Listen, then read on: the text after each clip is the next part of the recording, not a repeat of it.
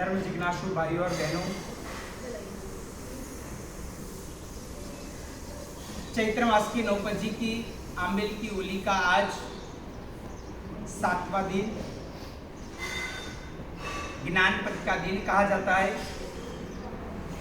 ज्ञान के अलग अलग भेद प्रभेद कहे जाते हैं।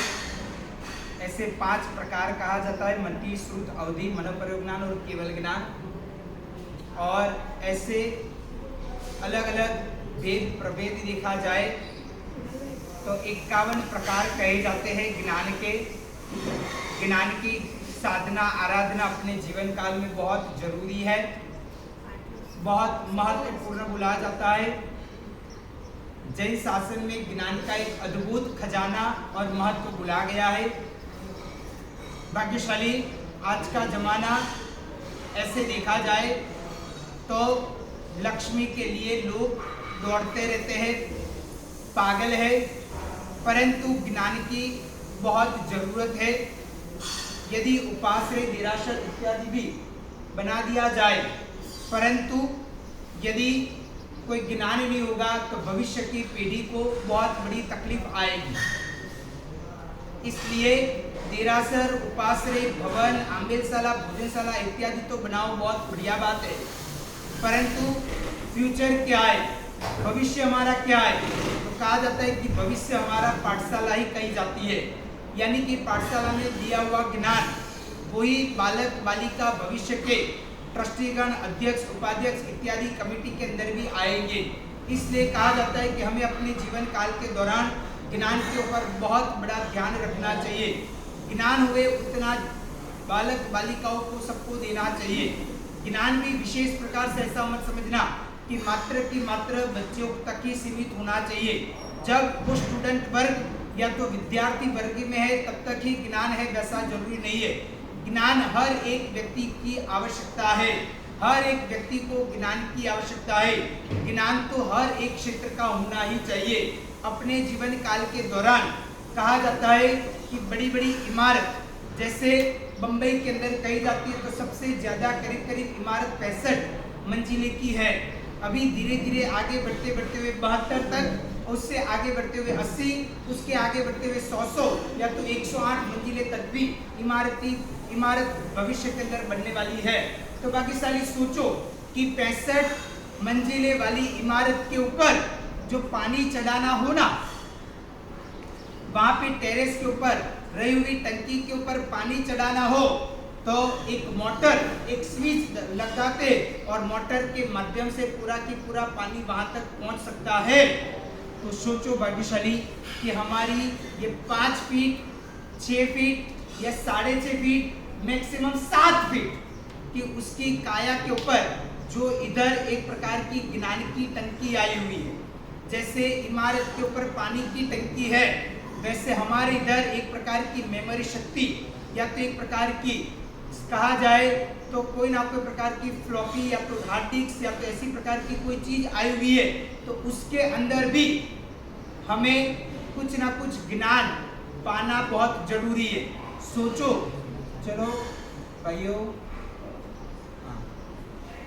कि इतनी बड़ी इमारत के ऊपर अभी भी हम आसानी से पानी चढ़ा सकते हैं, तो ये 4, 4.5, 5, 5.5 या तो 6, 6.5 या तो मैक्सिमम 7 फीट की काया के ऊपर हम ज्ञान क्यों नहीं चढ़ा सकते? ज्ञान भी चढ़ा सकते हैं, क्योंकि 65 मंजिले के ऊपर पानी चढ़ाने का काम भी वो मोटर को ढूंढने का काम और मोटर को चालू करने का काम भी मनुष्य ही करता है। तो ये 5, 5.5 फीट की काया के ऊपर क्यों ज्ञान नहीं चढ़ा सकते? सब कुछ चढ़ा सकते हैं, पर उसके लिए पुरुषार्थ की बहुत जरूरियात है। ज्ञान के लिए बहुत पुरुषार्थ करना पड़ता है। कहा गया है कि लक्ष्मी के लिए आप इतनी पुरुषार्थ नहीं करोगे तो चलेगा, परंतु ज्ञान के लिए उच्च कोटि की पुरुषार्थ होना चाहिए। ज्ञान याद रहे या ना रहे, ऐसा आप मत सोचो कि ज्ञान हमने पढ़ा तो याद रहना ही चाहिए, ऐसा बिल्कुल भी जरूर नहीं है। हमारा क्षयोक्षम जैसा होगा वैसे प्रकार का ज्ञान याद रहेगा। यदि क्षयोक्षम कम ज्यादा होगा तो शायद ज्ञान याद नहीं भी रहेगा, परंतु मेहनत करना हमारा काम है। फल देना कि नहीं देना, इधर याद रखना या नहीं रखना, इधर चढ़ जाए या नहीं चढ़ जाए, ऊपर वाले की बात है, यानी कि विषम के ऊपर कहा जाता है। इसलिए भाग्यशाली हमें तो अपने जीवन काल के दौरान ज्ञान के लिए पसीना निकल जाए ना वैसी मेहनत करनी चाहिए। ज्ञान की बहुत बड़ी खामियां हमारे जैन शासन के अंदर और कई सारे संघों के अंदर कही जाती है। पैसे के लिए लोग बहुत तैयार हो जाते हैं, पैसा खर्च करना हो, जाजम लगाया जाए अच्छे मुहूर्त के अंदर, और यदि बोलियां बोली जाए तो हजारों लाखों करोड़ों अरबों रुपए तक लोग बोल देंगे। परंतु जहाँ पे ज्ञान की बात आए वहां पे लोग पीछे हो जाते हैं। ज्ञान बहुत लोगों के अंदर कम मात्रा के अंदर होता है, परंतु ज्ञान अवश्य में होना चाहिए। ज्ञान होगा तो हमारी पहचान हो पाएगी, ज्ञान नहीं है तो हमारी पहचान नहीं हो पाएगी। पैसे वाला धनिक व्यक्ति सेठ जो होगा वो अपने इलाके अपनी जगहों के अंतर्गत वो एक प्रकार से प्रख्यात बनेगा, या तो जो वो जहाँ पे खर्च करेगा वहां पे प्रख्यात बनेगा। परंतु ज्ञानी व्यक्ति के लिए तो कहा जाता है कि दुनिया की कोई भी कोने के अंदर चला जाए, भारत की बात नहीं कर रहा हूँ, दुनिया के कोई भी कोने के अंदर भी वो चला जाए ना, परंतु उसका ज्ञानी उसकी सही वैल्यू करवाएगा। इसलिए अपने जीवन काल के दौरान ज्ञान होना चाहिए। ज्ञान नहीं है तो वो व्यक्ति मूर्ख समान ही कहा जाता है, मूर्ख ही कहा जाता है। इसलिए ज्ञान अपने जीवन काल के अंदर लाना चाहिए। ज्ञान के लिए ज्ञान के 5 खमासमना, अनुकूलता हो तो 51 खमासमना, 5 लुगस का कौशल, अनुकूलता हो तो 51 लुगस का कौशल भी हमें प्रतिदिन करना चाहिए। ज्ञान की ऐसी प्रकार की आराधना होगी तो कहीं ना कहीं ज्ञान याद रहेगा। ज्ञान के द्वारा हमारे जीवन काल के दौरान बहुत बड़ा विकास हो सकता है। कोई भी एक आध बहन आके ये थोड़ा धूप इत्यादि थोड़ा साइड में रखो। तो भाग्यशाली कहा जाता है कि ज्ञान के लिए बहुत जरूरी है। इस बार का चतुर्मास भी जो अगर होगा तो ये भी ज्ञान में चतुर्मास होगा, यानी कि बहुत अजब गजब का ज्ञान दिया जाएगा। शास्त्र और आगम का ज्ञान आपको बहुत सरलता से याद रह जाए, बहुत अच्छी तरह से आपके भेजे में उतर जाए, वैसा प्रकार का ज्ञान दिया जाएगा। इस प्रकार का ये चतुर्मास होगा। अलग अलग विध प्रकार के विषयों का ज्ञान रहेगा। सिर्फ मात्र की मात्र कोई एकाध विषय के ऊपर नहीं होगा, परंतु विभिन्न विषयों को इसके अंदर लिया जाएगा। बहुत अद्भुत तरीके का ये ज्ञान में चतुर्मास करने का प्रयत्न करेंगे। पैसा कम ज्यादा खर्च करना या कितना करना वो आपको देखना है, परंतु ज्ञान उच्च कोटि का और अव्वल कोटि का देने का प्रयत्न करेंगे। अब तक का आपका जितना भी चतुर्मास हुआ हो उसमें बेस्ट में बेस्ट ज्ञान के तरीके से कह रहा हूँ, पैसे के तरीके से नहीं कह रहा हूँ। पैसा खर्च करना नहीं करना वो आपकी बात है, वो हमारी बात नहीं है, परंतु ज्ञान जोरदार देने का प्रयत्न करेंगे। अद्भुत ज्ञान की श्रृंखलाएं शुरू होगी, अद्भुत तरीके से ज्ञान सबको बांटा जाएगा, सबको याद रह जाए वैसा प्रकार का ज्ञान दिया जाएगा। तो इसलिए सभी भाग्यशाली को चतुर्मास के दौरान बहुत अजब गजब के और अच्छी तरह से जुड़ना है। हमारा गुरुदेव का भी यही ज्यादातर तरीके से कहना है कि ज्ञान होगा तो सब कुछ है, यदि ज्ञान नहीं है तो कुछ भी नहीं है। इसलिए हाथ पैसा को हाथ का मेल कहा जाता है, वो आज है कल नहीं है, परंतु ज्ञान है तो सब कुछ हमारे पास में, ऐसा समझ लेना। इसलिए कहा जाता है कि अपने जीवन काल के दौरान ज्यादा से ज्यादा ज्ञान के बारे में मेहनत करेंगे, पुरुषार्थ करेंगे तो कहा जाता है कि अद्भुत ज्ञान मिलेगा। और मैं आपको छाती ठोक के गारंटी देता हूँ कि इस बार ऐसा चतुर्मास होगा, ऐसा ज्ञान में चतुर्मास होगा कि आपका अब तक का पूर्व के अंदर कितने भी चतुर्मास क्यों न हो गए हो, परंतु ज्ञान का उच्च कोटि का आपका ये चतुर्मास होगा। ये चतुर्मास के 4 महीने के दौरान बहुत अद्भुत ज्ञान आपको दिया जाएगा, बांटा जाएगा, दिया जाएगा बहुत अद्भुत तरीके से। साक्षात ऐसा ही समझ लो कि ज्ञान की गंगा आपके पास आई है। इस बार चतुर्मास के दौरान ज्ञान जितना आपको पाना है, जितना लूटना है उतना लूट सकते हो। हमारे पास बहुत कुछ ज्ञान लेके आए हैं, बस वो सबको आपको देना ही है। इसलिए सभी भाग्यशाली तैयार हो जाना, इस चतुर्मास के दौरान बहुत अद्भुत तरीके से ज्ञान दिया जाएगा। इस प्रकार का ये चतुर्मास हमारा रहेगा, ज्ञानमय चतुर्मास रहेगा। कहा जाता है कि आज चैत्र सुद 13 है, परमात्मा महावीर देव जिनके शासन काल के अंदर है, वैसे चरम तीर्थपति श्रमण भगवान महावीर स्वामी का जन्म कल्याण का दिन है। ऐसे तो देखा जाए साल के दौरान पर्युषण के अंतर्गत इस प्रकार हम परमात्मा का जन्म कल्याणक बनाने का प्रयत्न करते, जन्म वांछन इत्यादि होता है। परंतु इस बार कुछ अद्भुत तरीके से और हकीकत में देखा जाए तो चैत्र सुद 13 के दिन ही परमात्मा महावीर देव का जन्म कल्याणक जन्म महोत्सव मनाया जाता है। इस प्रकार भाग्यशाली कल्पसूत्रकार भद्रभाव स्वामी जी ने भी बहुत अद्भुत प्रकार के कल्पसूत्र के अंदर बात बताई है। कल्पसूत्र के चतुर्थ प्रवचन के दौरान कहा गया है कि मनुष्य को अलग अलग प्रकार के स्वप्न इत्यादि आते हैं, जिसमें से कुछ अलग अलग प्रकार के स्वप्न फलीभूत बनते हैं, कुछ स्वप्न फलीभूत नहीं भी बनते हैं। वैसी प्रकार की बात जैन शासन के अंदर बताई गई है। तो भाग्यशाली बोला गया है कि जब त्रिशला महारानी और सिद्धार्थ महाराजा के वहां बराबर बहुत अद्भुत प्रकार का वातावरण इत्यादि था, और वहां पे कहा जाता है कि देवानंदा माता की कुक्षी में से, क्योंकि यही अवसर पीढ़ी काल के दौरान यही एक तीर्थंकर भगवान ऐसे हुए कि जो दोनों माता के गर्भ के अंदर थोड़े थोड़े दिन रहे थे। तो कहा जाता है कि सबसे पहले देवानंदा माता की कुक्षी के अंदर वो पधारे थे परमात्मा महावीर देव, और परमात्मा महावीर देव 10वें प्राणित नाम के देवलोक में से माता देवानंदा माता की कुक्षी के अंदर पधारे थे, और शब्द ब्राह्मण के वहाँ वो रहे थे। और वहाँ पे रहने के बाद और वहाँ पे कहा जाता है कि पूर्व भोग के दौरान त्रिशला महारानी और देवानंदा माता वो दोनों पूर्व भोग के अंदर कुछ देरानी और जेठानी थे, और उन्होंने उनके वहाँ कहीं ना कहीं सोने का कोई हीरा मोती माणिक का ऐसा प्रकार का हार की चोरी इत्यादि के कारण आज देवानंदा माता का जो एक प्रकार का गर्भ भी था वो ऐसा कहा जाता है कि वो छीन लिया गया और त्रिशला महारानी की कुक्षी के अंदर गया, और त्रिशला महारानी की कुक्षी में जो गर्भ था वो देवानंदा महारानी की कुक्षी के अंदर वहाँ पे रखा गया। ये सभी कार्यक्रम कब हुआ था? तो बोला जाता है कि जब परमात्मा महावीर देव कुछ 82 दिन तक देवानंदा माता की कुक्षी के अंदर रहे थे, और उसके बाद बराबर हरिणी गमिसी देव का सिंहासन कंपित हुआ, उनको पता चला। और ये सब कुछ कार्य मध्य रात्रि को होता है। मध्य रात्रि को परमात्मा माता के गर्भ में भी पधारते हैं। मध्य रात्रि कोई वहाँ पे गर्भ का इधर से इधर ट्रांसफर होना, ये सब कुछ भी मध्य काल के दौरान ही हुआ था। और कहा जाता है कि वो समय काल के दौरान हरिणी गमिसी नाम के देवता ने इस प्रकार परमात्मा महावीर देव के गर्भ को इधर से उधर ट्रांसफर किया, ये प्रकार की चीज हुई थी। और त्रिशला महारानी और सिद्धार्थ महाराजा के वहां ये गर्भ का आना हुआ। जैसे ही 14 महास्वप्न देवानंदा माता ने देखे थे, क्योंकि जब गर्भ आता है तब 14 महास्वप्न उन्होंने भी देखा था, और उसके बाद जैसे गर्भ का ट्रांसफर हुआ वैसे बराबर इधर इस प्रकार ये देवानंदा माता की मुख से ये 14 महास्वप्न निकल रहे जा रहे हैं। और सिद्धार्थ महाराजा के वहाँ त्रिशला महारानी के वहाँ इस प्रकार ये 14 महास्वप्न आ रहे, उस प्रकार का उन्होंने ये स्मरण देखा, यानी कि स्वप्न के स्वरूप के अंदर देखा।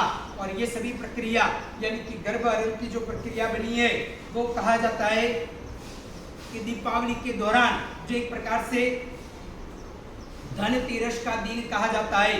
ऐसे तो उसका नाम हकीकत में धन्यतेरस था, परंतु हम लोगों ने धीरे धीरे अब वृक्ष होते हुए धन्यतेरस की जगह पे धनतेरस करते करते हुए धनतेरस हो गया।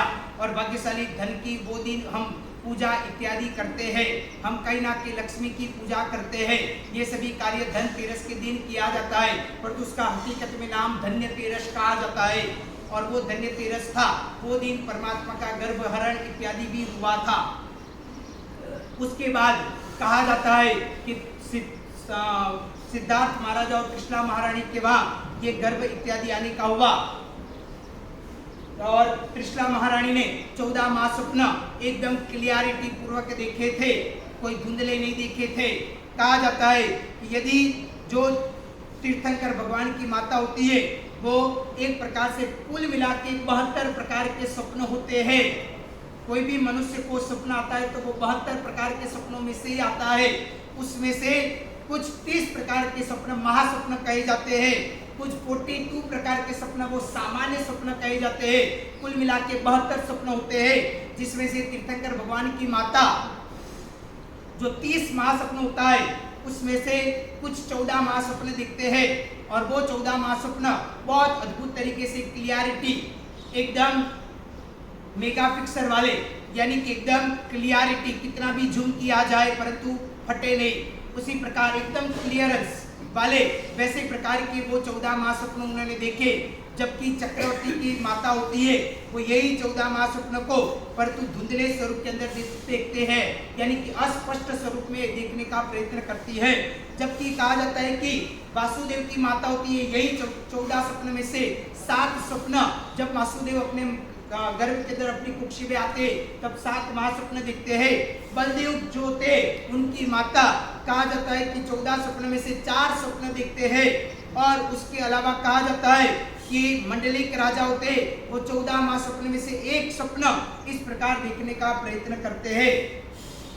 तो भाग्यशाली इधर त्रिशला महारानी ने 14 महास्वप्न क्लियरिटी वाले एकदम बढ़िया तरीके से एकदम ओरिजिनल फाइल की तरह एकदम क्लियर दिखे वैसे प्रकार से उन्होंने देखे। और वो स्वप्न देखने के बाद वो आधी जागती थी आधी सोती थी, इस प्रकार अर्ध जागृत अवस्था के अंदर थे। और तब वो स्वप्न देखने के बाद तुरंत जग गए। कहा जाता है कि अच्छे स्वप्न आए उसके बाद जग जाना चाहिए तो वो स्वप्न फलीभूत बनते। जब तक सूर्योदय न हुए, जब तक सूर्य उदय न हुए, दिन की शुरुआत न हुए तब तक जगना चाहिए और धर्म आराधना करना चाहिए। यदि कोई बुरे सपना आए, गंदे सपना आए तो उसके बाद अल्प समय के लिए भी चाहे थोड़े समय के लिए भी सो जाना चाहिए। अगर वो सो जाते तो वो आया हुआ सपना का फल वहां पे चला जाता है और यदि उठ जाते हैं तो फिर वो फल कंटिन्यू आगे बढ़ता है और आगे हमें वो फल मिलता है। इस प्रकार की बात जय शासन के अंदर बोली जाती है। 14 महास्वप्न आने के बाद त्रिशला महारानी उठ गए, जग गए, जागृत अवस्था के अंदर आ गए। उन्होंने धर्म करनी इत्यादि किया। वो सिद्धार्थ महाराजा के शयन कक्ष के अंदर गए। इसका पूरा महत्व ये कहा जाता है, यानी कि वहां पे बोला जाता है कि त्रिशला महारानी सिद्धार्थ महाराजा के शयन कक्ष के अंदर गए। उसका सीधा मतलब ये होता है कि दोनों का शयन कक्ष अलग अलग था, एक एक शयन कक्ष के अंदर नहीं सोते थे। इस प्रकार पूर्व के अंदर ऐसा प्रकार की आर्य संस्कृति के अंतर्गत ऐसा प्रकार का था कि वो चाहे पति पत्नी भी क्यों ना हो परंतु दोनों अलग अलग कमरे के अंदर अलग अलग शयन कक्ष के अंदर सोते थे। और सिद्धार्थ महाराजा के वहाँ त्रिशला महारानी धीरे धीरे गतियों के द्वारा, मंद मंद गतियों के द्वारा वो वहाँ पे पहुँचती है, आराम से चलती है और एकदम खुशखुशाल है, हर्ष और आनंद है शरीर के अंदर, सातों सात धातु के अंदर, हर रोम रोम के अंदर उनको आनंद छाया गया है। इस प्रकार एक अद्भुत उनको आनंद और खुशहाली छाई गई है। सिद्धार्थ महाराजा के वहाँ पहुँचे, सिद्धार्थ महाराजा की भी नींद इस प्रकार बिल्ली पैर भी कोई चले ना तो भी जग जाए, ऐसी प्रकार की उनकी नींद थी। ऐसा नहीं कि कुंभकर्ण की तरह सोते रहे, उनको बारी बारी से वहाँ पे उठाया जाए, उनको पूरा की पूरा डोलायमान किया जाए, उनका पूरा की पूरा शयन कक्ष या तो शयन की जगह होती है उसको पूरा की पूरा हिला दिया जाए, उसके बाद वो उठे, उस प्रकार नहीं था। और जैसे ही त्रिशला महारानी को देखा सिद्धार्थ महाराजा तुरंत ही बैठ गए और उनको आसन दिया, बोला कि आप बैठो मेरे बाजू में। आपको क्या हुआ, क्यों मध्य रात्रि को इस प्रकार आप आए, क्या आपको कोई तकलीफ तो नहीं है ना, कोई आपको शारीरिक पीड़ा तो इत्यादि नहीं है ना, कोई आपको तकलीफ हुई है, कोई ऐसा प्रकार का कुछ भी हो तो आप बताओ। तब श्री त्रिशला महारानी ने कहा कि अगर लाभार्थी परिवार आ गए हो तो आगे बुला देना। परिवार आगे बजा लो बस। हाँ, पुरुष वर्ग हो तो इस साइड परिवार मुझे को भी आया आगे बजा लो। चलो भाग्यशाली, हाँ इधर आगे आ जाना। तो भाग्यशाली इस प्रकार त्रिशला महारानी बराबर सिद्धार्थ महाराजा को कहते हैं कि देखो बहुत अद्भुत प्रकार से देवगुरु धर्म की कृपा से 14 महास्वप्न आज मैंने देखे, बहुत अद्भुत थे, बहुत जाजबमान थे। आज दिन तक कभी भी ऐसा एक आध भी सपना नहीं देखा था, ऐसा प्रकार का सपना आया है। और देखो तब सिद्धार्थ महाराजा भी वहाँ पे जागरूक हो गए, वो भी एक प्रसन्न हो गए और वो बोलने लगे कि क्या बात है, आपको एक ही रात्रि के दौरान 14 महास्वप्न आपने देखे, बहुत अद्भुत बात है, बताओ क्या है। वो भी सुनने के लिए तैयार हो गए। ऐसा नहीं कि अभी चले जाओ, आधी रात हुई है, आधी रात को क्या खलेल पहुंचाने आ गई, सुबह में उठेंगे तब बात करेंगे, इस प्रकार नहीं। पर वो खुश हो गए क्योंकि ये गर्भ के अंदर परमात्मा विराजमान यानी कि पधारे थे और इस कारण एक प्रकार से ऐसा 14 महास्वप्न आए। परमात्मा के पुण्य के प्रताप के कारण वहां पे खुशहाली छा गई और सिद्धार्थ महाराजा ने भी एक एक स्वप्न उनका सुना। सुनते हुए उनके भी हर रोम रोम के अंदर रोम रोम खड़े हो गए, उनको खुशहाली खुशहाली हो गई, हर्ष और आनंद हो गया। अद्भुत वो सोचने लगे कि क्या अद्भुत बात है, ऐसे प्रकार के सपना आए आपको, बहुत अच्छी बात है। इस प्रकार अच्छे अच्छे सपने बोलने लगे। और वहां पे सिद्धार्थ महाराजा ने भी कृष्णा महारानी को कहा कि हे देवानुप्रिया, इस प्रकार करते हुए उनको पुकारने लगे। शास्त्र के अंदर ऐसे प्रकार के शब्द का प्रयोग किया गया है, परंतु आजकल जमाने के अंदर लोग ऐसे प्रकार के शब्द का इस्तेमाल नहीं करते हैं। कई लोग जो शयन कक्ष के अंदर बोलने लायक या तो जो बोलते हैं वैसे प्रकार के शब्द बाहर बोलते हैं, वो उचित नहीं है। पति पत्नियों को भी अच्छे प्रकार के शब्द का उपयोग करना चाहिए, ताकि कोई भी व्यक्ति सुने तो उनको भी कोई ना कोई संस्कार आए। परंतु आजकल तो बोलने का तरीका भी कुछ बदल गया है। अरे छोटे छोटे लड़के को भी पूछते हैं कि तुम्हारा पिताजी का नाम क्या। अगर फॉर एग्जाम्पल कह रहा हूँ, अगर समझ लो कि उसके पिताजी का नाम विकास भाई हो या तो विकास जी हो, तो फिर वो बोलेगा विकास है मेरे पापा का नाम। पर कम से कम रिस्पेक्ट पूर्वक बोलने का आज दिन तक कई सारे आज के जमाने के बालक बालिकाओं को देखते हैं तो उनको रिस्पेक्ट देना नहीं आता है, क्योंकि माता भी वही बोलती है घर के अंदर, पति को भी वही नाम से पुकारा जाता है। पहले के जमाने के अंदर कभी भी कोई भी प्रकार की स्त्री, श्राविका इत्यादि, आज भी कई मारवाड़ी समाज के अंदर ऐसा रीति रिवाज है। चलो जनरेशन चेंज हुई, इसके साथ सब कुछ आपने तो चेंज कर दिया, कपड़े भी आपके चेंज हो गए, बोलने का तरीका भी चेंज हो गया, खाने पीने भी चेंज हो गई, सब कुछ धीरे धीरे चेंज होने लगा है। परंतु कम से कम पहले के जमाने के अंदर ऐसा होता था कि पत्नी कभी भी अपने पति का नाम नहीं पुकारती थी। आज भी कई बुजुर्ग हैं कि जो आज भी आप कितना भी उनको कहो, परंतु वो अपने पति का नाम कभी भी नहीं बोलेंगे। साक्षात कहा जाता है कि मैना श्रीपाल महाराजा के राष्ट्र में भी इस प्रकार का उल्लेख है कि अपने पति का नाम नहीं पुकारा जाता है। जैसे श्रीपाल महाराजा की माता कमल प्रभा, उन्होंने भी अपने पति का नाम नहीं पुकारा था। उन्होंने कहा था सिंह और रथ दोनों को एकत्रित करते जो नाम होता है उनका नाम वो था। इस प्रकार कहा जाता है। तो इस प्रकार भाग्यशाली कहा जाता है कि नाम भी कम से कम रिस्पेक्ट से बोलना। बाप है तो बाप के समान बच्चे को इस प्रकार सिखाना चाहिए कि बाप को अच्छी तरीके से रिस्पेक्ट पूर्वक बुलाना चाहिए, माता को भी इस प्रकार होना चाहिए। और इस प्रकार बाप ही देवानुप्रिया करते हुए पुकारने लगे। मैं भी आपको सभी को कहना चाहता हूँ, यदि आपको भी उचित लगे तो घर के अंदर आप भी आपकी श्राविका को देवानुप्रिया करके पुकार और कोई चीज मत बोलो। उनको कहो कि हे देवानुप्रिया, आप जब ऑफिस से घर आओ तो पूछो कि हे देवानुप्रिया क्या रसोई तैयार हो गई है।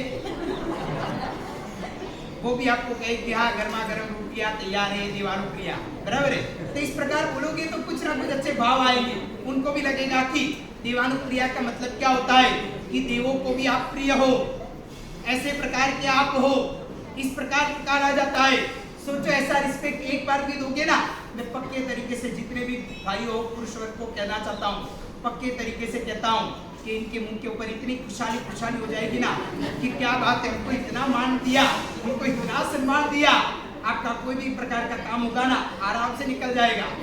देख लेना, पक्के तरीके से कहता हूँ। गरम गरम रोटियां भी मिलेगी आपको बाद में, बराबर है। इसलिए मैं आपको कहना चाहता हूँ थोड़ा इस प्रकार होना चाहिए।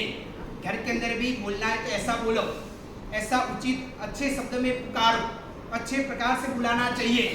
क्योंकि कहा जाता है कि जबान का भी बहुत बड़ा वैल्यू है। यदि हमने अच्छे शब्द कह रहे और अच्छे का कोई समय चलता और अच्छे शब्द पुकारा तो हकीकत वो बन जाता है। और अगर समझ लो कि गाली गलौज के द्वारा बातचीत की या तो फिर कहीं ना कहीं जैसे तैसे पुकारा तो समझ लेना कि घर के अंदर भी ऐसा पुकारा तो कहीं ना कहीं पड़ती भी आ सकती है। इसलिए कम से कम शब्द तो अच्छे पुकारो, अच्छे तरह से बुलाओ, तो घर के अंदर भी वातावरण एकदम अच्छी तरह से रहेगा। आप देखना है तो देखो, थोड़े दिन प्रयत्न करो, आज के दिन तो कम से कम देखो। आज जब भी बुलाना पड़े ना, आप भी इनको हे देवानुप्रिया करके पुकारो, आप भी इनको यही पुकारो। और हकीकत में देखो आप, हकीकत में आपको लगेगा कि नहीं वो शास्त्र वचन जो कल्पसूत्र के अंदर बोले जाते हैं ऐसे प्रकार के शब्द के द्वारा पुकारना चाहिए। सिद्धार्थ महाराजा कृष्णा महारानी को इस प्रकार पुकार देते कि आओ बैठो देवानुप्रिया, आप बैठो, आपके लिए ये गादी एकदम बढ़िया तरीके से है, आप आराम से बैठ सकते हो। और फिर आप कहो कि क्या हुआ, क्यों आपको आना हुआ, इस प्रकार उनको पुकारो और कहो। ऐसे कहोगे ना, मैं पक्के तरीके से कहता हूँ कि घर के अंदर कैसा भी तंग वातावरण क्यों न रहता हो, कितना भी दोनों के बीच में बहुत बड़ा अंतर क्यों ना हो गया हो, परंतु अंतर दूर हो जाएगा। इसलिए अच्छे शब्द के द्वारा पुकारना चाहिए। तो इस प्रकार उन्होंने पुकारा।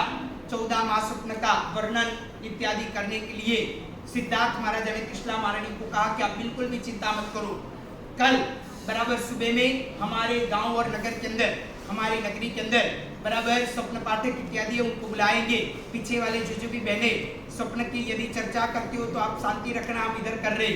बहने आप बातें मत करना, बिल्कुल सुनना, आराम से सुनना है, किसी को आवाज नहीं करना है। मैं समझता हूँ कि आप यही बात करते होंगे और कोई तो गांव की पंचायत नहीं होगी, इसलिए आराम से सुनने का प्रयत्न करना, बराबर है। उपासना में तो कोई गांव की पंचायती करते ही नहीं है, इसलिए धर्म की चर्चा होगी, परंतु धर्म इधर सुनना, बाद में आप जो भी चर्चाएं करनी है करना। तो बराबर कहा जाता है कि वहाँ पे 14 महास्वप्न के लिए स्वप्न पाठक को बुलाएंगे। दूसरे दिन स्वप्न पाठक को बहुत बढ़िया तरीके से एकदम नए वस्त्र के दौरान और एकदम अच्छे प्रकार की सोने की जनोई इत्यादि पहनते हुए वो सभी लोग आए, तिलक इत्यादि करते हुए, अच्छे से अच्छी धोती इत्यादि पहनते हुए उनको भी बुलाया गया, मान सम्मान पूर्वक बुलाया। और उनको बुलाते हुए एक प्रकार से कुछ ना कुछ गिफ्ट इत्यादि दी, भेंट सौगात दिया, क्योंकि कहा जाता है कि कभी भी देव गुरु धर्म और ज्योतिषी इत्यादि के पास जाते हैं तो कुछ ना कुछ पहले देना चाहिए, फल से फल मिलता है, कभी भी खाली हाथ नहीं जाना चाहिए। परमात्मा के जिनाले भी मंदिर भी जाओ ना तो खाली हाथ झुलाते झुलाते ऐसे नहीं जाना है, हमें कुछ ना कुछ हाथ में लेके जाना चाहिए। न हो तो कम से कम जेब को भी थोड़ा गर्मा गर्म जो जेब है उसको भी थोड़ा खाली करना चाहिए, परंतु कहीं ना कहीं परमात्मा के वहाँ कुछ ना कुछ रखना चाहिए। गुरु भगवान के पास में भी जाओ तो कुछ ना कुछ रखना चाहिए, चाहे कोई ना कोई प्रकार का बड़ा कार्य करना हो, अगर चतुर्मास की जय भी बुलानी हो, चतुर्मास का कोई कार्य भी करना हो, चतुर्मास प्रवेश का मुहूर्त भी लेना हो, प्रतिष्ठा इत्यादि भी करवानी हो, शरीपालिसन निकलवाना हो, या तो जीवित महोत्सव इत्यादि भी करना हो, बहुत बड़ा शासन का काम करना हो ना, तो वहां पे भी गुरु भगवान के पास कोई ना कोई फल नैवेद्य इत्यादि लेके जाना चाहिए। इस प्रकार की विधियां है। आज सब कुछ हम धीरे धीरे भूलने लगे हैं, पर तो पहले ये सभी प्रकार की विधियां थी। गुरु भगवान के पास अच्छे प्रकार से ऐसी गौलियाट बनाते, अच्छे फल फलादि इत्यादि रखते हैं, गुरु पूजन इत्यादि किया जाता है, उनको व्याज भक्ति इत्यादि उनको करनी चाहिए। और उसके बाद आराम से उनके पास कोई भी प्रकार का मुहूर्त लेना चाहिए, कोई भी कार्य करना हो, ज्योतिष इत्यादि का भी कार्य करना हो, तो कहा जाता है कि पहले जमाने के अंदर सबसे पहले ज्योतिषियों को खुश किया जाता था, निमित्तज्ञ करके पुकारा जाता है कि उनको खुश किया जाता था, बाद में वो सब कुछ काम होता था। आजकल के जमाने के अंदर तो सब कुछ धीरे धीरे लोग भूलने लगे हैं।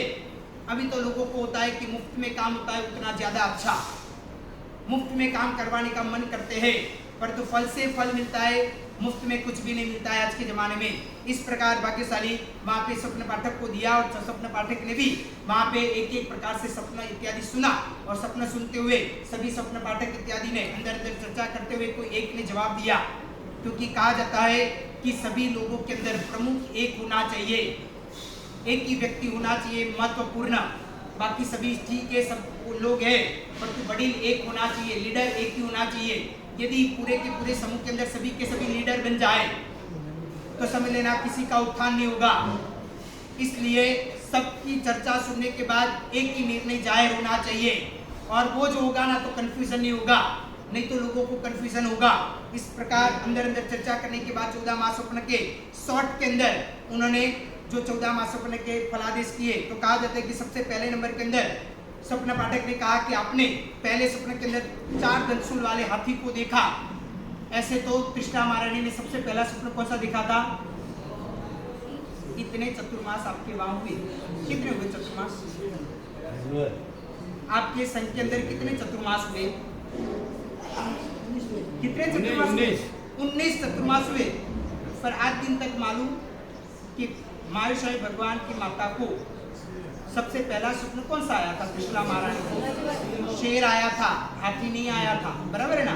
हाँ, परंतु कल्पसूत्रकार भद्रभाव स्वामी जी कहते हैं कि 24 तीर्थंकर भगवान की माता को ज्यादातर स्वरूप में सबसे पहले हाथी आया था, इसलिए इधर हाथी का वर्णन है। पर तो आप शेर समझ लेना कि सबसे पहले नंबर के अंदर शेर आया था, बराबर है? तो थोड़ा थोड़ा ऐसा याद रखते रहो, ठीक है? तो पहले कल्पसूत्रकार भद्रभाव स्वामी जी ने हाथी बुलाए, तो इसलिए हाथी का वर्णन से शुरुआत करते। तो 4 दंशूल वाला हाथी देखा, इसलिए आपका बेटा त्रिशला महारानी को कह रहे, और वहां पे पूरी की पूरी धर्म सभा इत्यादि है, राजसभा के अंदर सभी लोग बैठे, और वहां पे त्रिशला महारानी कोई पर्दे के अंदर है। इस प्रकार राज रानियां कोई ऐसे बाहर बैठी हुई नहीं होती है, वो पर्दे के अंदर होते हैं और वहां पे 14 महास्वप्न का वर्णन करते हैं। सभी लोग सुनते हैं, वो अंदर बैठे बैठे हुए बाहर जो सपने पाठक बोलते हैं ना, वो चर्चा सुनते हैं और वो बाद में सुनते हुए हर्ष और आनंद लेते हैं। और वहां पे सिद्धार्थ महाराजा बीचों बीच होते हैं राजा स्वरूप में, और वहां पे स्वप्न पाठक बोलते हैं कि आपकी महारानी ने, त्रिशला महारानी ने जो पहले सपने के अंदर 4 दंसुल वाला हाथी देखा, इस कारण से आपका बेटा 4 प्रकार से धर्म की प्रवर्तना करेगा। दूसरे सपने के अंदर वृषभ देखा, इसलिए भरत क्षेत्र के अंदर बोधि बीज को बोने वाला बनेगा। तीसरे नंबर के अंदर शेर देखा, इसलिए आपका बेटा राग और द्वेष रूप जो भी प्रकार की हाथियों को नष्ट करने वाला, भव्य प्राणियों का रक्षण करने वाला वैसा बनेगा। चौथे स्वप्न के अंदर कौन देखे? चौथे स्वप्न के अंदर क्या देखा था? लक्ष्मी माता। वो तो आप क्यों भूल जाते हो, बराबर है। लक्ष्मी को देखा था, तो लक्ष्मी माता देखा है, इसलिए आपका बेटा वार्षिक दान देते हुए लक्ष्मी को, तीर्थंकर की लक्ष्मी को भोगने वाला बनेगा। पांचवें स्वप्न के अंदर पुष्प की माला देखी, इसलिए आपका बेटा 3 भुवन के अंतर्गत मस्तक में धरने वाला वैसा आपका बेटा बनेगा। छठे नंबर के अंदर चंद्र देखा, इसलिए आपका बेटा पृथ्वी मंडल के अंतर्गत जो आनंद देने वाला वैसा आपका लड़का प्रभु महावीर बनेंगे। बाद में 7वें स्वप्न के अंदर सूर्य देखा, इसलिए भामंडल से विभूषित बनेंगे। 8वें स्वप्न के अंदर ध्वज देखा, इसका मतलब है कि वो धर्मरूपी ध्वज के अंदर विभूषित बनेंगे। 9वें स्वप्न के अंदर कलश देखा, इसका मतलब है कि धर्मरूपी महल के ऊपर, कलश के जगह के ऊपर वहां पे स्थान प्राप्त करने वाले शिखर पर रहेंगे। 10वें स्वप्न के अंदर पद्म सरोवर देखा, इसका मतलब है कि देवों ने बनाए हुए कमल के ऊपर चरण रखने वाला वैसा आपका बेटा, आपका बालक प्रभु महावीर होंगे। उसके बाद 11वें स्वप्न के अंदर क्षीर समुद्र देखा, इसका मतलब है कि केवल ज्ञान रूप स्थानक के ऊपर आपका बालक बनेगा। उसके बाद 12वां नंबर का स्वप्न देव विमान देखा, यानी कि आपका बेटा वैमानिक देवों के द्वारा पूजनीय बनेगा। 13वें स्वप्न के अंदर रत्न की राशि देखा, इसका मतलब कि रत्न के किले के ऊपर विभूषित बनेंगे। 14वें स्वप्न के अंदर निर्धूम अग्नि देखा, इसका मतलब है कि आपका बालक सुवर्ण रूपी जो भव्य प्राणी है उसकी शुद्धि करने वाले वैसा आपका बालक बनेगा। 14 सपना आपने देखा, इसका मतलब कि 14 राजलोक के टॉप स्थान के ऊपर बैठने वाला आपका बालक बनेगा। इस प्रकार की बात कही, सभी लोग हर्ष और आनंद में आए, खुशी खुशी झूम उठे, नाचने लगे। और वहां पे सिद्धार्थ महाराजा ने भी बहुत कुछ उनको भी दान इत्यादि दिया, उनको वस्त्र इत्यादि दिया, अनाज धान्य इत्यादि दिया, बहुत कुछ प्रकार की चीजें वहां पे स्वप्न पाठक को दी और बहुत अच्छी तरह से अपने रथ के द्वारा उनको अपने घर के अंदर छोड़ने का इत्यादि का इंतजाम करवाया। उसके बाद त्रिशला महारानी बहुत अच्छी तरह से अपने बालक का ध्यान इत्यादि रख रही है। और जैसे ही तीर्थंकर परमात्मा प्रभु महावीर यानी कि वर्धमान कुमार माता की कुशी के अंदर पधारे थे, तब से उनके घर के अंदर हर चीज बढ़ने लगी, यानी कि धन धान्य इत्यादि की वृद्धि होने लगी, हर प्रकार से वृद्धियां होने लगी। इसलिए माता ने तब से ही सोच लिया था कि ये बालक का नाम, मेरे घर के अंदर सब कुछ वृद्धि हो रही है, इसलिए ये बालक का नाम मैं वर्धमान कुमार रखूंगी, ऐसा मनोमन विचार कर लिया था। और इस प्रकार सोचते हुए वहाँ पे बहुत अच्छी तरह से अपना जीवन व्यतीत कर रही है। गर्भवती स्त्रियों को कहा जाता है कि कल्पसूत्रकार भद्रभाव स्वामी जी कहते हैं कि गर्भवती स्त्रियों को क्या आहार लेना चाहिए और उसके द्वारा क्या फल मिलता है। तो कहा जाता है कि यदि गर्भवती स्त्री वायु जनित पदार्थ खाती है, क्योंकि त्रिशला महारानी ये सब कुछ ध्यान रखती है, गर्भवती स्त्रियों को ये सभी चीजों का खास ध्यान रखना चाहिए। ये एक प्रकार की टिप से आपको बहुत ध्यान रखने वाली चीज है। यदि बालक को अच्छी तरह से पकाना है, अच्छी तरह से उसको जन्म देना है, तो ये सभी चीजों का ध्यान रखना बहुत जरूरी है। यदि गर्भवती स्त्री वायु जनित पदार्थ खाती है तो उनका गर्भ कुबड़ा होता है, अंध होता है, जड़ होता है और फिंगू होता है। यदि गर्भवती स्त्री पीत जनित पदार्थ खाती है तो उनका गर्भ पीले वर्ण वाला बनता है। यदि गर्भवती स्त्री कफ करने वाला पदार्थ खाती है तो उनका गर्भ सफेद नाम का रोग यानी कि कोढ़ रोग वाला वो बनता है, या तो पांडु रोग वाला भी बन सकता है। यदि गर्भवती स्त्री अति खारे पदार्थ खाती है तो उनके गर्भ के नेत्र चले जाते हैं, यानी कि जन्म के साथ में एकाध नेत्र कम या तो फिर दोनों नेत्र न हो, वैसा प्रकार का भी जन्म ले सकता है। यदि गर्भवती स्त्री अति ठंडा पदार्थ खाती है, फ्रीजर में से या तो फ्रिज में से निकालते हुए अत्यंत ठंडा, ऐसे प्रकार प्रकार के पदार्थ खाती है तो वायु का प्रकोप होता है गर्भ को। यदि गर्भवती स्त्री अति गर्म पदार्थ खाती है तो गर्भ का बल कम हो जाता है, यानी कि निर्बल पकता है, वो एकदम कम शक्ति वाला पकता है। वैसा प्रकार का कहीं ना कहीं विटामिन इत्यादि की खामियों वाला वैसा पक सकता है। गर्भवती स्त्री अति विषय सेवन इत्यादि करती है तो उसके जीवन को जोखिम बन सकता है गर्भ को। उसके बाद कहा जाता है गर्भवती स्त्रियों को बहुत अपना गर्भ को ध्यान में रखना चाहिए, और उसको ध्यान में रखते हुए कहा जाता है कि यदि गर्भवती स्त्री बहुत सो करती है कुंभकर्ण की तरह, पूरा रात दिन सोती रहती है, कोई कार्य नहीं करती है, एक्टिव नहीं होती है, बस आलसू प्रमादु की तरह सोती रहती है गर्भवती स्त्री, तो कहा जाता है कि उसका गर्भ भी निद्रा दिन बनेगा, यानी कि अधिक से अधिक निद्रा लेने वाला बनेगा। कभी भी रात को भी सो गया, सुबह उठने के बाद आप बोलो कि फ्री हो आधा घंटा तो वापिस सो जाएगा, यानी कि पूरा दिन सोने वाला वैसा प्रकार का बनेगा। यानी कि यदि गर्भ को अच्छी तरह से मजबूत बनाना है तो आपको ये सभी चीज 9 महीने के दौरान बहुत ध्यान रखने वाली कही जाती है। यदि आपने 9 महीना संभाल लिया ना तो बाकी की पूरी जिंदगी अच्छी तरह से आपकी हो जाएगी। इसलिए गर्भवती स्त्रियों को बहुत ध्यान में रखने लायक ये चीजों का वर्णन बताया है। यदि गर्भवती स्त्री अंजन करती है तो उनके गर्भ अंडा पकता है, इसलिए अंजन इत्यादि भी अधिक मात्रा के अंदर नहीं करना चाहिए। कई चीज आपको ऐसा लगेगा कि ऐसा तो हमने सुना नहीं, पर भी हकीकत है। इसलिए अंजन अधिक मात्रा के अंदर कोई भी चीज नहीं होनी चाहिए। एक मर्यादा के अंदर कोई भी चीज हो तो अच्छी लगती है, अतिशय हो जाता है तो फिर मजा नहीं आती है। उसके बाद कहा जाता है यदि गर्भवती स्त्री रोने लगे बहुत ज्यादा, कोई भी कारणों या तो बिना कारणों कोई भी कारणों समझ लो कि बहुत रोए तो उनका गर्भ टेढ़ी नजर वाला बनता है, यानी कि ऐसा लगेगा कि इधर देख रहा है पर देखने वाला इधर होगा, यानी कि उसकी नजर टेढ़ी हो जाएगी, वैसा बनेगा। यदि गर्भवती स्त्री दौड़ करती है तो उसका बालक भी चंचल यानी कि दौड़ने वाला बनेगा, यानी कि फिर एक कवल खिलाना है तो पूरे घर के अंदर गोल गोल घूमना पड़ेगा। उसके बाद मार पकड़ के एक कवल डालेंगे मुंह में, उसके बाद वापिस दौड़ता रहेगा। फिर माताएं बोलती रहेगी मारा साहब काऊ करे, मेरा बेटा चंचल है, एक जगह पे स्थिर बैठता नहीं है, कितना भी समझाया जाए पकड़ के बिठाना पड़ता है। पर तू क्या करे, 9 महीने के दौरान आपने भी वही सिखाया कि दौड़ते रहना, भाग की तरह भागते रहना। इस प्रकार मिल्खा तो चला गया पर तू ये बालक दौड़ता ही दौड़ता रहेगा। इसलिए ये गर्भवती स्त्रियों को दौड़ना इत्यादि नहीं चाहिए। यदि दौड़ते हो तो गर्भ में बालक भी यही सीखेगा कि माता ने सिखाया दौड़ते रहो, कभी स्थिर नहीं रहना है, ब्रेक नहीं लगेगी, दौड़ते रहेंगे। इसलिए ये चीज का ध्यान रखना चाहिए।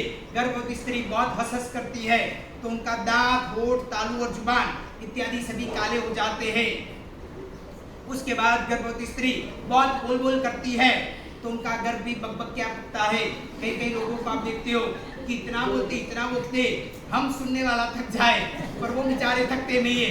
कई बार ऐसा लगता है कि आप थकते कि नहीं थकते, तो बोलते कि क्या करे, बोलते रहते। तो समझ लेना कि माता ने भी गर्भवती स्त्री जब थी ना तब यही काम किया होगा, यानी बोल करना, तो बक करता रहता है, वो स्टॉप ही नहीं होता है, मुंह पे जबानी के ऊपर ब्रेक नहीं होती है। इस प्रकार होते हैं, यानी कि गर्भवती स्त्री यदि बहुत सुन करती है, चाहे JBL के स्पीकर के द्वारा, चाहे कोई भी प्रकार के एयरफोन के द्वारा, चाहे कि कोई भी प्रकार के पोर्ट्स के द्वारा इत्यादि भी सुनती हो तो उनका गर्भ बहरा पक सकता है। गर्भवती स्त्री यदि बहुत पवन इत्यादि लेती हो, कूलर, AC इत्यादि या तो पंखे का बहुत पवन इत्यादि लेती हो, एक मात्रा के अंदर तो ठीक है, पर तो अति से ज्यादा हो जाए, पूरा दिन उसमें ही रहना, तो समझ लेना कि वो गर्भ उन्मत्त पकेगा, ऐसा प्रकार का भी कहा जाता है। इसलिए ये सभी चीज़ों का ध्यान रखना चाहिए। ऐसी तो बहुत सारी चीज़ों का ध्यान रखने का है, वो आगे हम फ्यूचर के अंदर कहीं ना कहीं प्रवचन के दौरान सुनेंगे। इस बाबतों का बात इधर तक रखते हैं। उसके बाद कहा जाता है कि गर्भवती स्त्रियों को ये सभी ध्यान रखना चाहिए। गर्भवती स्त्रियों के पश्चात बराबर इधर थाली रेखा भी तैयार रखना। प्रभु महावीर का जन्म कल्याणक होगा। मैं बोलूंगा कि प्रभु महावीर को जन्म दिया कृष्णा महारानी ने, तब थाली रेखा बजाना है। और उसके बाद इधर सबसे पहले लाभार्थी परिवार आएंगे, कटारिया परिवार, वो परमात्मा को झुलाएंगे। और जो भी बहनों को इत्यादि भाइयों को गाना इत्यादि आता हो वह प्रभु महावीर का गाना इत्यादि ले सकते हो। उसके बाद सभी लोग नाचेंगे, झूमेंगे, इस प्रकार करेंगे और सर्वमंगल इत्यादि का पाठ होगा। उसके बाद इधर स्नातक महोत्सव इत्यादि कंटिन्यू ना हाँ कंटिन्यू स्नातक महोत्सव इत्यादि। बाद मेन पार्ट थोड़ी पीछे ली जाएगी, बराबर स्नातक महोत्सव का तिगड़ा इधर आएगा और इधर स्नातक महोत्सव इत्यादि की प्रक्रिया शुरू हो जाएगी। इसलिए सभी भाग्यशाली तैयार रहे और बराबर प्रभु महावीर का जन्म कल्याण करना है तो सभी भाग्यशाली सावधान, एकदम ध्यान से सुनना। जब मैं बोलूं थाली रंग के वाले सावधान, जब मैं बोलूं प्रभु महावीर को त्रिशला महारानी ने जन्म दिया तब आपको बजाना है, उसके पहले बजाना नहीं, बराबर है। चलो ठीक है। 24 तीर्थंकर भगवान का गर्भकाल इधर आता है कि बहुत अद्भुत प्रकार से कल्प सूत्रकार बद्रबाहु स्वामी जी ने इस प्रकार की हाँ भगवान जी को बदलाएंगे। जब हाँ हाँ आ जाओ, लाभार्थी परिवार आ जाओ, आ जाओ, बहनों इस साइड, भाइयों इस साइड, ये बीच में लाना है तो बीच में ला दो, जैसे आपके अनुकूलता हो। किसमें लो? ढोलक वोलक लाए कहीं? ढोलक भी ले गया? ढोलक वाले भी यहाँ लाए क्या? बाजिंत्र यदि तुरंत करना, कोई आके व्यवस्थित हाँ करवाओ, थोड़ा आगे ला दो। ये पार्टलाइन थोड़ा पीछे ले लो तो आप इधर खड़े रह सकते हो। हाँ थोड़ा और बीच में लाना है तो हाँ बस बढ़िया बढ़िया, एकदम एकदम बढ़िया, बराबर, नो प्रॉब्लम। और भी कोई लाभार्थी परिवार वाले आपके भी हो तो इधर आ जाना, कटारी फैमिली से। तैयारी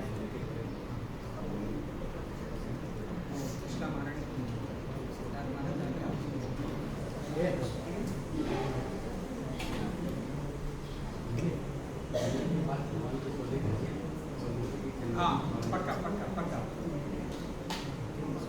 चलो त्रिशला महारानी परमात्मा जी बोले हाँ पक्का ना, फटाफट जो भी करना है। टाइम जा रहा है, समय काफी हो चुका है। भारत नगर के अंदर भी प्रवचन इत्यादि 8 बजे शुरू होने वाला था, 8:30 हो गए। इसलिए भाग्यशाली जो भी करना है फटाफट पूरा कीजिए, वहाँ पे भी पहुँचना है। खूब भावपूर्वक तरीके से भावना बांधते रहना।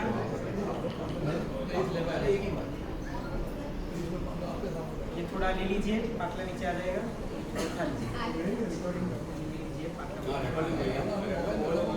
प्रश्न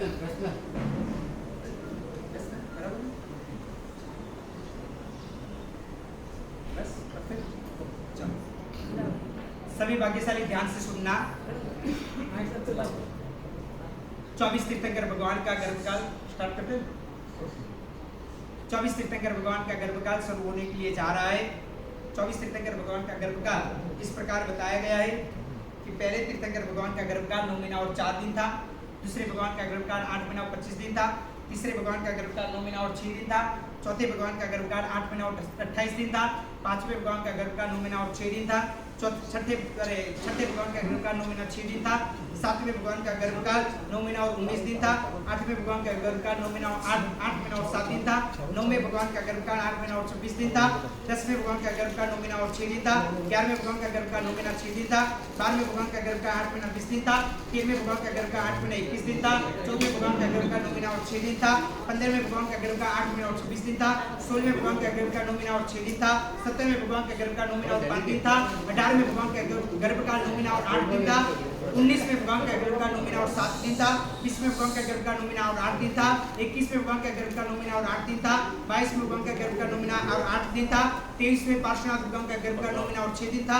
24वें महाशय भगवान का गर्भकाल 9 महीना और 7 दिन था। जो भी भाग्यशाली को चावल इत्यादि की आवश्यकता हो तो आसपास में से बिना बात किए हुए आप आराम से ले सकते हो, थोड़े थोड़े ले लीजिए। इसमें पधारना, कपड़ा अच्छी तरह से अच्छा बढ़िया वाला हो तो लाओ। जो भी है समय जा रहा है, फटाफट कीजिए एकदम भावपूर्वक, आराम से, व्यवस्थित।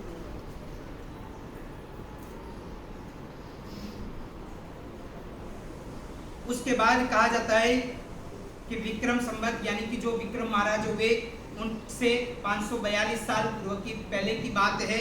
उनके बाद चैत्र शुक्ल 13 का दिन था। ईस्वी से संवत 599 साल पहले यानी कि ईसु हो गए, उससे 599 साल पहले प्रभु महावीर हुए थे। वो समय काल के दौरान कहा जाता है शास्त्र के अंदर कई बार ढूंढने के बाद पता चला है कि 30 मार्च का दिन था प्रभु महावीर का जो जन्म का दिन था। वो दिन 30 मार्च थी, सोमवार का दिन था। और बराबर कहा जाता है कि 9 ग्रह ज्योतिष शास्त्र के अंतर्गत और पूरे भारतवर्ष के अंतर्गत और ब्रह्मांड के अंदर आकाश के अंतर्गत इस प्रकार सूर्य जो है 9 प्रकार के जो ग्रह कहे जाते हैं उसमें जो सूर्य है वो मेष राशि में तो उच्च का बनता है, परंतु 3 अंश का परम उच्च का कहा जाता है। चंद्र वृषभ राशि के अंदर 10 अंश का परम उच्च का कहा जाता है, परम उच्च अंश और परम उच्च राशि का कहा जाता है। मंगल मकर राशि के अंदर 28 अंश का था, बुध कन्या राशि के अंदर 15 अंश का था, गुरु कर्क राशि में 5 अंश का था, गुरु कर्क राशि में 5 अंश का था, शुक्र मीन राशि के अंदर 27 अंश का था, शनि तुला राशि के अंदर 20 अंश का था, राहु बराबर मिथुन राशि के अंदर 15 अंश का था, केतु धन राशि के अंदर 15 अंश का था। इस प्रकार परम उच्च राशि और परम उच्च अंश के अंदर सभी के सभी ग्रह आ चुके थे और वैसा समय चल रहा था। वो समय काल के दौरान यानी कि तैनम कालेनम तैनम समेनम यानी कि वो काल और वो समय काल के दौरान सभी प्रकार के ग्रह परम उच्च राशि परम उच्च अंश के अंदर थे और वहां पे चंद्र का उत्तम योग था। सूर्य का नक्षत्र कहा जाता है कि उत्तरा फाल्गुनी नाम के नक्षत्र के अंदर सूर्य आ चुका था। रजो वृष्टि इत्यादि वातावरण इत्यादि एकदम शांत था, सौम्य प्रकृति का पवन इत्यादि आ रहा था, शांत वातावरण था।